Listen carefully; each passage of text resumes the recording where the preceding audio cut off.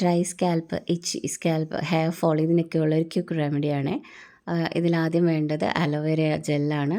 Fresh അലോവേരേൻ്റെ skin peel ചെയ്തിട്ട് ജെല്ലെടുത്ത് വെച്ചിരിക്കുകയാണ്. Then 1 teaspoon ഉലുവ വേണം, 2-3 പനിക്കൂർക്കേൻ്റെ ഇല, അതിനുശേഷം നമ്മളൊരു ഹാൻഡ് ഫുൾ ഓഫ് കേശവർദ്ധിനി എന്ന് പറയുന്ന പ്ലാന്റിൻ്റെ ലീഫാണ് വേണ്ടത്. ഇതിൻ്റെ ഒപ്പം നമുക്ക് 2 തണ്ട് തുളസിയും കൂടി ആഡ് ചെയ്യാം.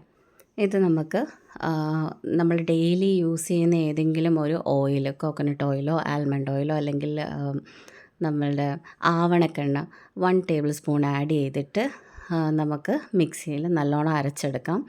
ആഫ്റ്റർ ദാറ്റ് അത് നമ്മളൊന്ന് ഫിൽറ്റർ ചെയ്തെടുക്കുമ്പോൾ നമുക്കതിൽ നീര് കിട്ടും. അപ്പോൾ ആ നീരാണ് നമ്മൾ ഹെയറിൽ അപ്ലൈ ചെയ്യേണ്ടത്. ഏതെങ്കിലും ഒരു സ്പ്രേ ബോട്ടിലോ അല്ലെങ്കിൽ ഏതൊരു ആപ്ലിക്കേറ്ററിനകത്തോ വെച്ച് നമുക്ക് തലയിൽ നല്ല രീതിയിൽ അപ്ലൈ ചെയ്ത് കൊടുക്കാം. 15 to 30 മിനിറ്റ്സ് വെക്കുക. ദെൻ വാഷ് ചെയ്ത് കളയാം. വേണമെങ്കിൽ മൈൽഡ് ഷാമ്പു യൂസ് ചെയ്യാം.